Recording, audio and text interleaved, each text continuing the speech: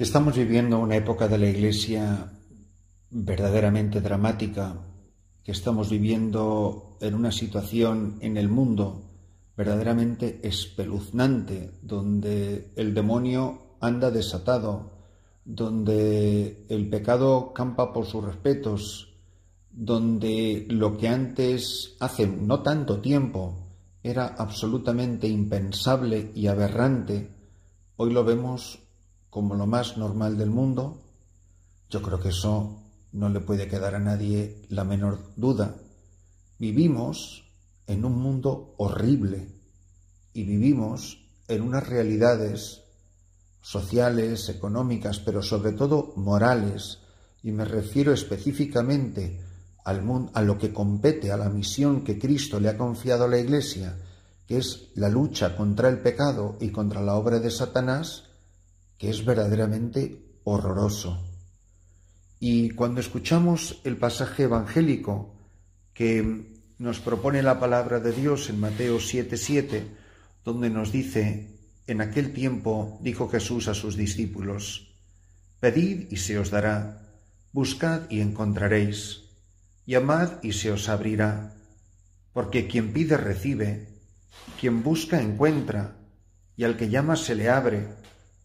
Si alguno de vosotros le pide a su hijo pan, ¿le va a dar una piedra? ¿Y si le pide pescado, le dará una serpiente? Pues si vosotros, que sois malos, sabéis dar cosas buenas a vuestros hijos, ¿cuánto más vuestro Padre del cielo dará cosas buenas a los que le piden? En resumen, tratad a los demás como queráis que ellos os traten. En esto consiste la ley y los profetas. Yo me quedo horrorizado cuando veo la sociedad en la que vivimos. Es más, me quedo igualmente horrorizado, pero de mí mismo, de la Iglesia en la que vivimos. Mirad, haceros esta sencilla pregunta. Tú sales a la calle. ¿En qué se nota que estamos en Cuaresma? O sea, ¿hay algo en el ambiente que te haga pensar que estamos en Cuaresma? Pero es que vas a la iglesia, ves a los sacerdotes, ves a las religiosas, y quitando el color morado, y que no se canta ni el aleluya ni el gloria en la misa de los domingos, el mundo sigue igual. Da igual que estuviéramos en Pascua florida, que en Adviento, que en Navidad, que en Cuaresma bendita. Pero ¿en qué se nota que 1.000 millones, más de 1.000 millones de católicos, solo católicos, nos estamos preparando a la muerte del Hijo de Dios? O sea, nos quedan 30 y tantos días para que muera la persona que tú más quieres, y tú sigues yendo a un restaurante, vas de compras. Luego, eso sí, a lo mejor el viernes no comes carne, pero no comes carne mientras estás leyendo el viernes por la noche el menú en el restaurante, a ver qué tienen que no tenga carne. Pero, ¿podrá ser posible semejante hipocresía? Frente a la muerte de Jesucristo, a la pasión espantosa, a los clavos, la corona, los escupitajos, las caídas por la vía dolorosa, ¿cómo podemos seguir viviendo tan impunemente? Pero es que todo eso es a causa del pecado. A mí me produce horror mi propio pecado. A mí me produce escándalo mi propio pecado, mi propia historia de pecado. A mí me produce horror las injusticias que son causadas por el pecado. O sigo viviendo como que no pasa nada. Cuando veo el mundo de miseria, el mundo de pobreza, el mundo de dolor en el que estamos viviendo, y nosotros los católicos vivimos como si nada. Ves a los sacerdotes que viven como si nada, vivimos como si nada, no nos falta de nada, vivimos en mejores casas que la mayor parte de la gente, vivimos en unos ambientes que no nos corresponden ni siquiera por nuestra clase social en muchas ocasiones. Nos acaban de escribir una carta que nos quitan todos los dineros para las misiones, cuando los católicos tienen millones y millones y millones metidos en sus cuentas de banco. Y los misioneros, los obispos en misiones, las diócesis en misiones, los seminarios en misiones, los conventos en misiones, los pobres en misiones, se van a quedar sin nada, porque tú y yo tenemos el dinero de los pobres metido en nuestras cuentas de banco. Haces unas limosnas y te vas a jugar al golf. ¿Y dónde van a pasar la Semana Santa hoy millones de católicos? En la playa, en la casa del campo, en las casas de los pueblos, en la sierra, esquiando. Pero ¿no os da vergüenza? O sea, ¿cómo podemos tener estómago para pensar que se va a morir la persona que tú más quieres, que yo más quiero? Y lo voy a celebrar tirándome por una montaña de nieve, habiendo despilfarrado miles de euros, o miles de dólares, o miles de lo que sea. Cuando el otro día me manda un mensaje una religiosa, una monja que está en Yambio, en la sede de la diócesis, y me dice que tiene que ir a su convento, que está a 5 horas, y que lleva muchos días buscando a quien la lleve. ¿Cómo una monja no puede volver a su convento porque no tiene nada?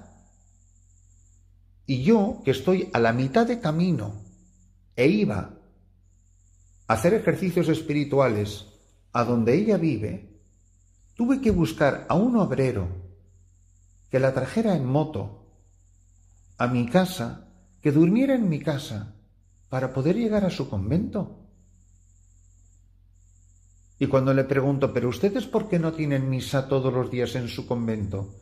Pues porque no tenemos dinero para comprar hostias y vino. Ya lo sé que cuando digo estas cosas en una homilía, enseguida aparece alguien. Pues dígame cuánto cuestan las hostias y el vino, que yo se lo mando.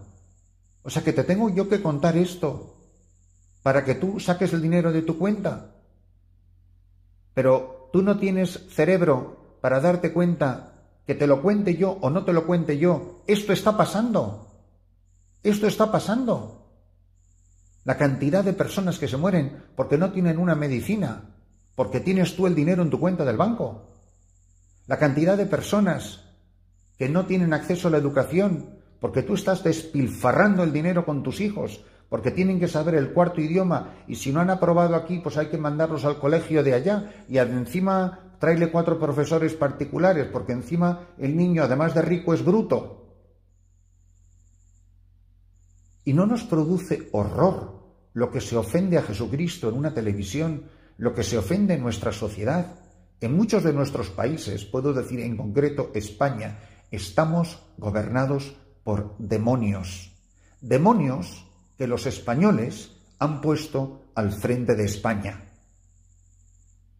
Y muchos de ellos bautizados católicos. Y otros que no los han puesto, pues se encogen de hombros, pero no hacen nada, no luchan nada.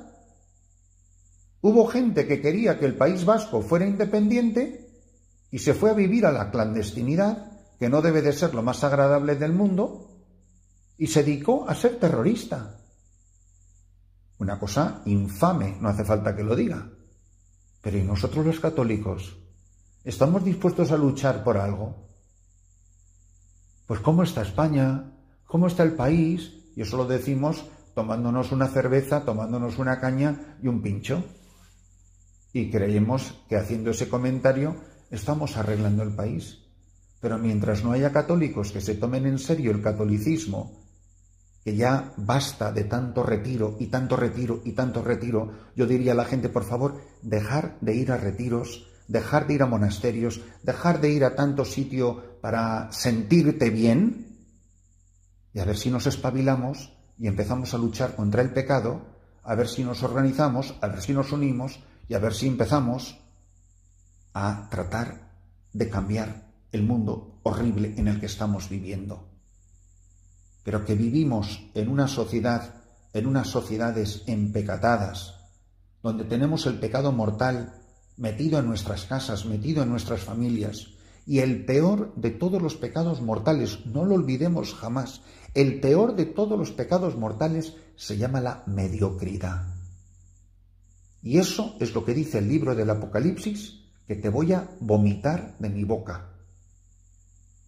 Pues mientras los sacerdotes no salgamos de la mediocridad de nuestras vidas comodonas, mientras las religiosas no salgan de su mediocridad, mientras los matrimonios no salgan de su mediocridad, mientras no nos empecemos a tomar la cruz de Jesucristo en serio.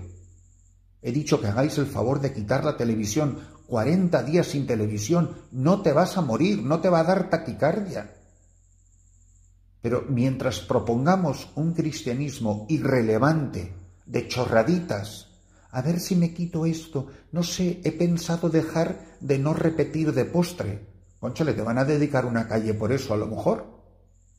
Como no nos empecemos a tomar la vida cristiana mucho más en serio y con muchísimo más radicalismo, este mundo se hunde y esta iglesia, a la que decimos que queremos tanto, se nos está hundiendo delante de nuestros ojos, por la mediocridad de los pastores y por la mediocridad de los fieles. Porque no nos tomamos en serio el Evangelio. ¿Cómo el Espíritu Santo no va a ser más poderoso que las estupideces que dicen nuestros políticos en los parlamentos? ¿Cómo la gracia de la sangre de Jesucristo derramada en la cruz no va a poder limpiar la ponzoña que corre por las calles de nuestras ciudades? Así que dejemos de hacer el ridículo, que es lo que estamos haciendo muchos católicos, que nos creemos que estamos haciendo algo y no estamos haciendo nada. Y hagamos el favor de empezar a tomarnos el Evangelio en serio. El radicalismo evangélico, la lucha contra el pecado, denuncia el pecado a tu compañero en el trabajo, a tu vecino, a tus primos, a tus sobrinos, a tus hermanos, a tu marido, a tu mujer. Hagamos el favor de empezar a llamar las cosas por tu nombre. ¿Tú has pensado que a lo mejor tus hijos, que duermen bajo tu mismo techo, están durmiendo esta noche en pecado mortal y no te importa nada? Ahora, que te digan mañana que ese hijo tuyo que está en pecado mortal tiene cáncer. Pero si el peor cáncer de todos es el pecado mortal. Tienes unos hijos que son unos cadáveres ambulantes, porque no van a misa, porque no se confiesan, porque viven en la opulencia, porque les sobra de todo, porque malgastan de todo, porque se quejan de todo. Son los hijos que tú has criado, que tú has producido. Tus hijos son lo que tú has hecho de ellos.